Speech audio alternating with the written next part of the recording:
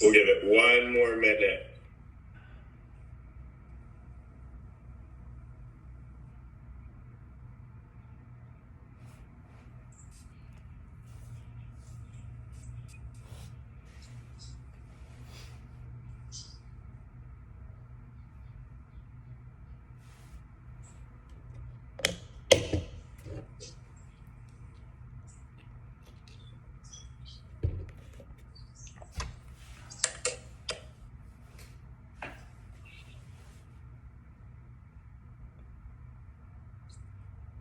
Jerem, where are you at?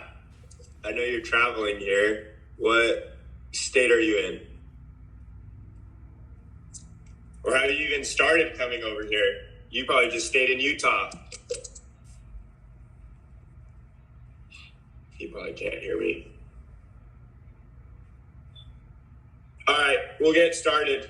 Appreciate you guys being on time. Oh, he texted me. All right, we'll get started. Thanks for being on time, you guys. We got a fun Zoom call to go through. So let me do this real quick. Weston, can you make me the host again? Sorry, I made you host. How do I do that? Top right? Yeah, click on participants. Okay. And then click on my name. Okay. And then it should say make host. Make host. Perfect. Yep, that will. Okay. Oh, that's why I'm like, dude, why isn't anyone else joining? Oh, it was because making you were me the do host. it. That's Yeah. what I saw it pop up on my screen. I didn't know what was going on. I was like, holy heck, we have no one on this call. Let's see yours. I'm like, dang, we got no one on this call, but I made him the host. Okay. Perfect. We got everybody. Now all of a sudden everyone. I remember my first Zoom call. This kid. Oh, dude, I don't know. I'm not. Zoom's dope, but for me, I'm getting old, dude. I don't know what's going on with that. I'm getting behind the times. But okay, we got everyone now. Sweet. Thanks for being on time, you guys. One more person is going to start getting in. Jack Murray. Let's let you in real quick here.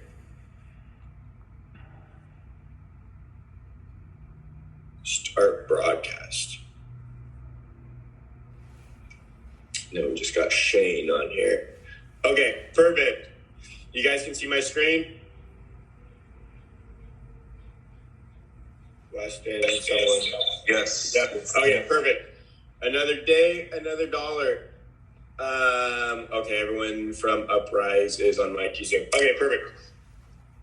So today's quote of the day / quote of the week. Everyone you meet will know something you don't, meaning that you're going to be able to learn from anybody that you come in contact with. So this whole month and kind of going into next month, we're always going to have guest speakers come on here. Some are very experienced, some don't have too much experience, but all of them, what they have in common is they're high producers, and we're going to be able to learn something very valuable from them. So make sure you have your notebooks, you're paying attention, because we're about to drop some knowledge. So I'm excited for all the guest speakers that we have planned through the rest of this month and going into next month, so that way we can learn from each other what's working, where are you going, what's the growth like, and all that good stuff. So I'm excited. Real quick, top team / top reps from last week. So top reps from last week, we have Vok in the number 4 spot. Good job, Vok, being in the top 4. Super happy to see you there. Weston, being Mr. Consistent, consistently in the top 4 week after week after week, going from barely doing any to slamming in deals consistently every week. And it's been so cool seeing your growth. Blake, good job. High five. And then Sully at the number 1 spot, always dominating. Shout out to Kyle this week, because I'm pretty sure Kyle's beating Sully. So good job, Kyle. Way to keep Sully humble. Top teams last month. in the number 4 spot, EBE. In the number 3 spot, the boys. Number 2, Uprise. And number 1, Lionsworth, the Dallas office. So real quick, I just want to make a quick keynote shout out to Lubbock. Your numbers from before to what they are now, incredible growth. You guys almost came in at the number 4 spot. Super proud of your improvements and super proud of the growth and the deals that you've been able to throw in. Like, it's crazy what you guys have been able to create here within the last 3 months. So kudos to you. EBE, don't let Waco beat you again. You guys have a lot more reps than Waco, so don't let Waco beat you again. Okay? What's interesting to see, too, with these numbers is that typically reps that are in the top 4 will always reflect in some of the top teams. So, for example, last week, Lionsworth had 2 of the top reps in the top 4, and they're racing to be number 1. Uprise and them are always racing to be number 1. But Lionsworth and Uprise always have top level reps competing in the top 4 week after week after week. So what I'm trying to get at is, if you want your team to produce more higher volume, someone needs to lead from the front. And Sully consistently does that. Weston consistently does that. And that's the reason why you'll see Lionsworth and Uprise consistently battle it out. So good job, you guys. Way to raise the tide and raise all ships around you. So real quick, consistent top producer, we have Weston that's going to be taking over the Zoom call. He's came from you were working with another solar company before, if I remember correctly. I've worked Came over to Pure, learned the Pure process. It took a little bit of time for him to get into the Pure process, and now he's consistently slapping high numbers on the boards. But yeah, give us a little background, Weston, on who you are, where you've been, what you've done, and then we'll get into your training. So I'm just going to make you the host right now. I'm just going to add everyone else that hasn't been on here, and then let me make you the host.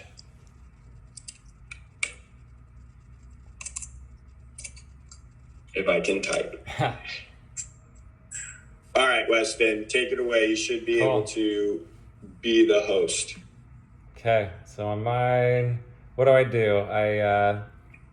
Weston. Unmute. There we go. Can we hear me? There we go. Can you Perfect. see me? Yeah, I can see you. I don't know if anyone else. All right, can Alex, everybody can see you me? see him? Because I'm Yeah, seeing we can hear you, man. on your end it says you're screen sharing, but I'm not seeing my face. Okay, are you able to see your face? I think so. Well, I see your face. Does everybody else Does everyone see Weston's face? Yeah, we see yours. All right, right on. Cool. Well, thanks so much, Blake, for the introduction. That photo you showed, I don't know, you guys can look up Slow-Mo. He's like this rollerblader in California. He's got a little documentary, and anyways, he's like an icon there. That's why I have that picture with him. Anyways.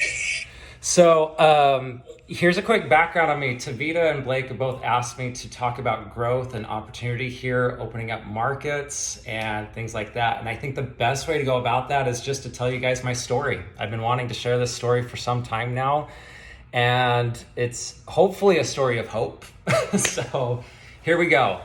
I'm Weston Gleave. I'm born and raised in Utah, grew up in Provo, moved to Pleasant Grove, lived up in Midway, went to Wasatch High. I played sports throughout high school. I was student body president of my high school, and I was always into entrepreneurship. I had a little lawn mowing business. I was throwing events. I learned how to throw dance parties and stuff like this in high school. Well, our presidency or whatever, our high school, we told we were going to raise $10,000 for the needy in Ethiopia. Well, towards the end of the year, we had like $2,000 raised, and I'm like, what if we throw a dance for all the high schools in Utah? We could get like 5,000 kids there, charge $5 a pop, and make like 25 grand. Boom, we hit our goal.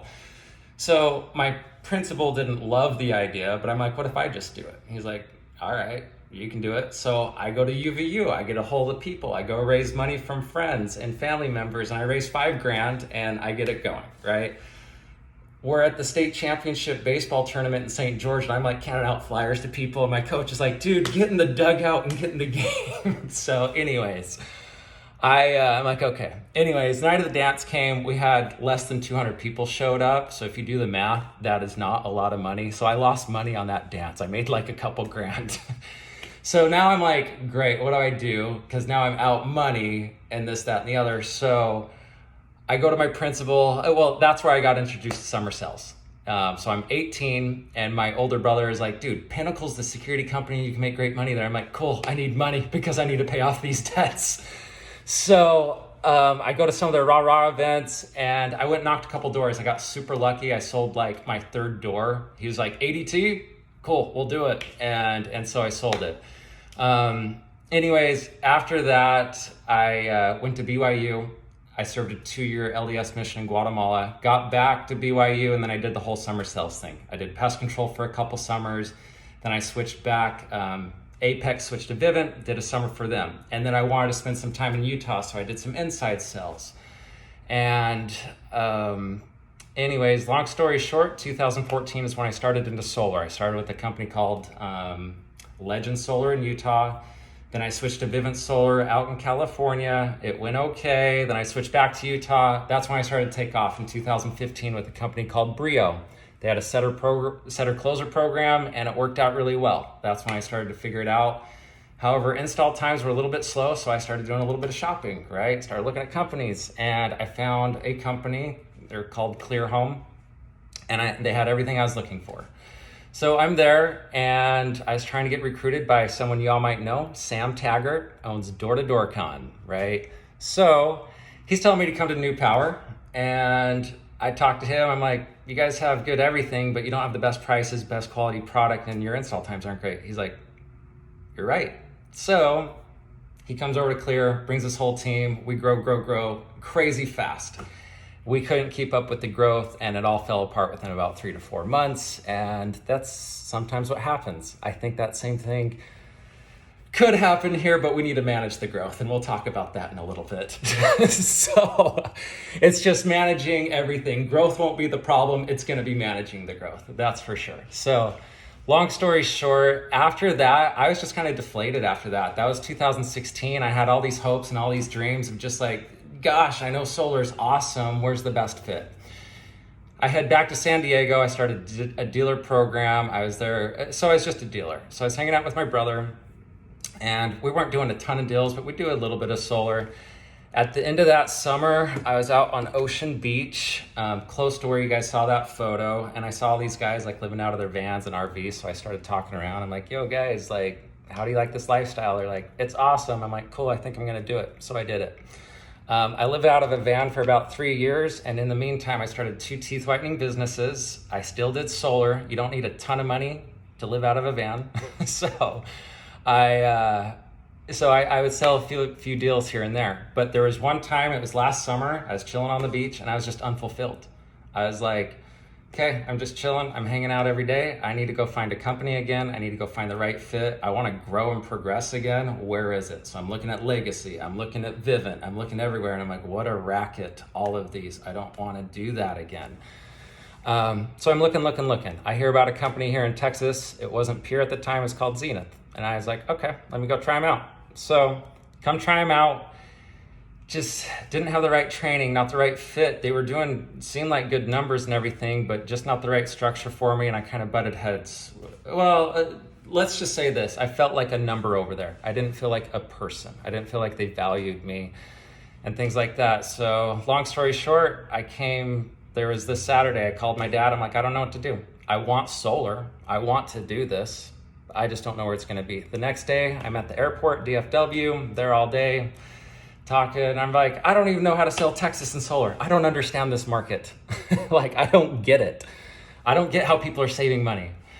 And I get on the plane ride, and I'm going to share this with you because this was the turning point of everything for me. I was at the end of my rope, probably the lowest of lows, and I had these goals, and I call it my letter to God. I said, I pray with all the earnestness of my heart that God willing, I will obtain these written goals in hopes of a prosperous future. I humbly pray, pleading, and vow to use this money and gain to build God's kingdom. I swear any and all gain obtained will go towards the building of the kingdom, a future wife, kids, family, or helping others. I beg and plead for strength and and forgiveness, and just to be a beacon of hope and light. So, boom, get off the plane, and I see somebody in attire like so, has a shirt like this and a hat like this, and he's smiling like this. And he's like, I heard you talking about solar. There was somebody, I'm like, yeah. I'm like, what are you, some summer sales, you alarms? He's like, no, I do solar too. I'm like, where at? He's like, in Texas. I'm like, oh, how the heck do you do it in Texas? And we talked from the plane ride to the terminal. He answered every question and everything that I had, every doubt that I had. I'm like, oh my gosh, okay. And I'm like, I'd love to come try you out. And so we exchanged numbers, and this guy's name happened to be McKay Erickson, right? So he was gone on a trip for like a week and a half. I got prepared. I talked to Tavita. I packed up my stuff. Me and my brother get out to Texas April 1st. So I'm depressed at the time. I do not have energy. I did not feel good. And they worked me like a dog. And so here I am working Monday through Saturday, 12-hour days. And I'm telling McKay, I need to sleep, man. Like, this is tough. And I started this joke. I'm like, I prayed last night, McKay, and God told me I can't work tomorrow morning, and he'd still make me work the next morning. So anyways, I got my first cell like the middle of April. It canceled. I got my second cell the end of April. That one actually stuck. And then May comes around. I think I got 10 cells in May. Half of those I think canceled. June 1st, I got 4 cells. That was a breakout day for me. And it was cool. And then McKay puts all the pressure on, you're gonna get 30 cells this month. I'm like, thanks, dude. Like, come on. Now, I wanted to get 1 a day, and I did have a goal of 26, and I just kept working that month. Towards the end of the month, I was having somewhat of a high cancellation rate, so I call up Blake Randall. I'm like, dude, I don't know what's going on with my pitch, but I know I'm missing something. What is it? So we talked through a couple things. It was just, I was doing a soft close at the end. I wasn't closing people well. They weren't totally sold. After that, my attrition is very, very low. Great. Everything's been good since then. The last selling day of June, I was looking for my last sell. I was at 25 and I needed the 26th. And my little brother, Randall Gleave, had a nice little set for me. I went and closed. I got the 26th sell for that month, and I was pumped. I'm like, oh my gosh, I met my goal. I didn't meet McKay's goal of 30, but I met my goal of 26. So I'm like, okay, now on to bigger and better things. What do I do? And so I said this. I'm like, how is it I make $100,000 in the month of July? My brain just started going to work. Everything started streamlining in my life, and it was just like on fire. So first couple weeks they weren't hitting. I'm like, oh great, how am I gonna do this? We take a blitz trip up to Lubbock, and Rob, you've done a phenomenal job with establishing a great office there. Everybody knows Pure Energy in Lubbock. They got a 5 out of 5 on Google reviews. And Lee up there, Nicole up there, Brian up there. They run a great office. Nick up there.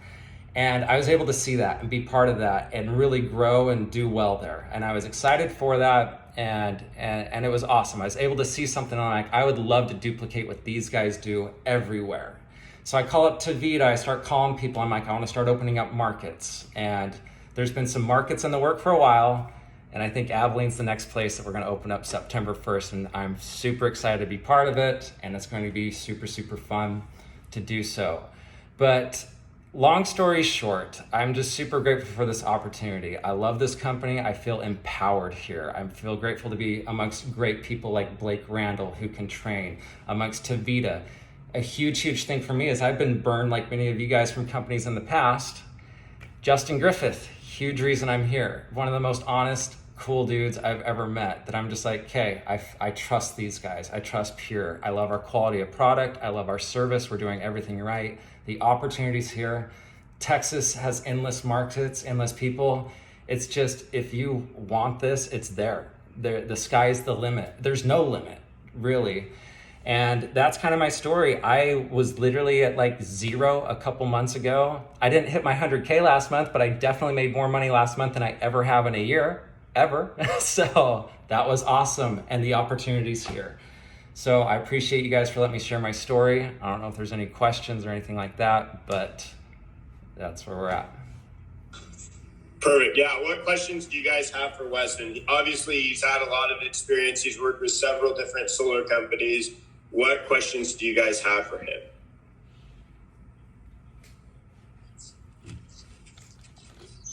So Wes, I got a question for you. This is Kyle. What's up? So you mentioned you made some adjustments, or like you just found yourself soft closing a lot, and your nutrition got better.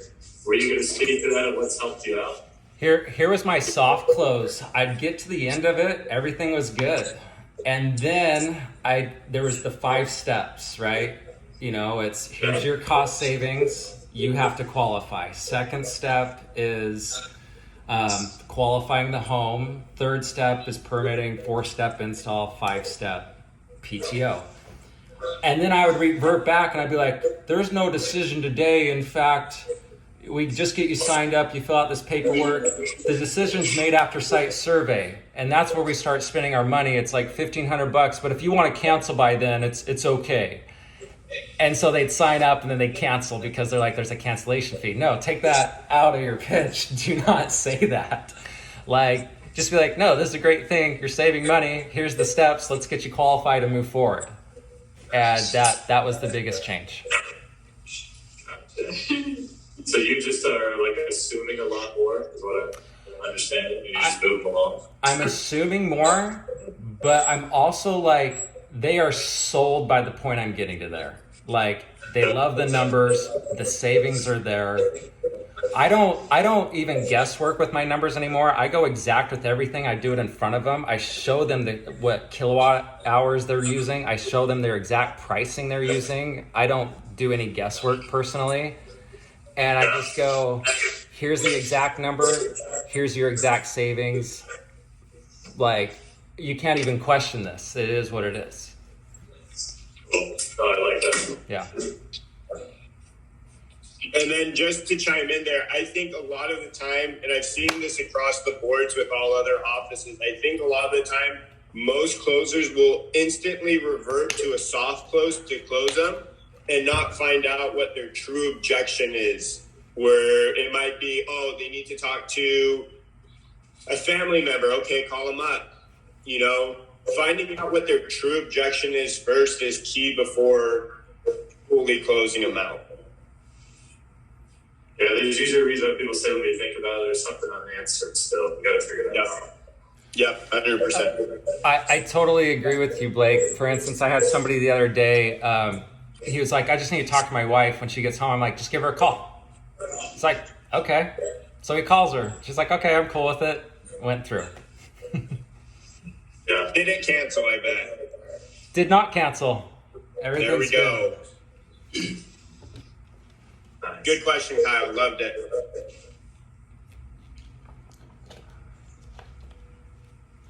I got a question. Obviously, you've been with all these different companies. Out of everything what's the biggest piece of advice that you have in your solar career in order to be successful? Because you've been through the burner. You've been through so much. I've been through a lot. Yeah. Success for me, everybody might be successful in different ways. I need a support system and a good group of people around me. Personally, I think we all need a little accountability. Maybe some more than others, right? I needed somebody like a McKay Erickson, like a Gareth. Gareth, that I owe a lot to Gareth too. Like, he was huge. He treated me like a person here. Being around the right people and the right systems and the right process is so important to at least the success that I've seen here versus everywhere else I've been. Gotcha. Sweet. Any other questions, you guys? Yeah, I have a question. Okay. Yeah, this is Jack. Your first month you sold 2, the second month you sold 10, and then you sold, basically 30. What do you think the difference was from month 1 to 2 to 3 for you to make those jumps in numbers? So great question. There's a few things, and honestly, some of it was personal. So I've dealt with depression in my life, right? I was depressed. Like, I did not have the energy to do well. Like, I'm surprised McKay and Gareth held on to me. like, thank you guys. But I worked and worked and worked. So I was literally working, I worked through it Monday through Saturday. So I think my body literally went through a transformation. My energy went through a transformation. And then seeing I was living on borrowed hope. Literally, I was living off the hope that, okay, I see Gareth doing this. I see McKay doing this. I know it's possible. And I just held on to that. And then eventually, literally June 18th was, I went through a physical transformation. Like my energy went from nothing to like, it spiked on. I can't explain that. I don't know why that happens for me, but that's how it was. But once that energy shifted, but I was selling before that. I started selling in June, so I can't say it was completely the energy thing, but that was one of the things. But also learning the process, learning Blake Randall's process was huge. And I studied and practiced it and practiced it and practiced it. And I listened to it and I was writing it down. And finally it just clicked. And finally it started to work. Without that process, I'd still be completely lost. Like it definitely works. It's really, really good. So. What's finding interesting in I couldn't hear that. to summarize, you said, energy and then understanding the process. Yeah, so in summary, I would say getting your health right, like making sure you are healthy, and then understanding the process and the knowledge as well. Like just making sure you're in tip-top shape. Just like if you're playing sports, you want to be in good shape to play sports. You should be in good shape to sell.